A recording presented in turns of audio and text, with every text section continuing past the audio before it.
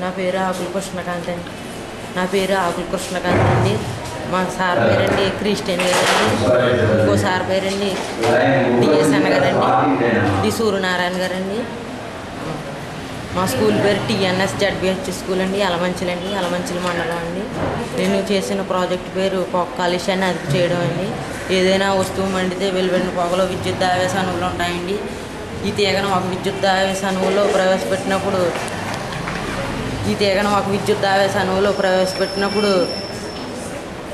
ప్రవేశపెట్టినప్పుడు chimney ద్వారా ఒక వస్తువు వెలువడుతుందండి. ఈ పరికరం ఒక చిమ్నీ ద్వారా పొగను పంపాలండి. దాని మధ్యకి ఒక తీగను వేలాడదీస్తారండి. పటంలో చూపినట్టు వలయం ఏర్పాటు చేసి చిమ్నీకి విద్యుత్తుని పంపిస్తారండి. దానికి పొగొట్టం ఆకర్షిస్తుందండి. ధూళి కణాలండి. వాటి మధ్యకు పొగ రేణువులు చిమ్నీ ద్వారా కిందకుంటాయండి.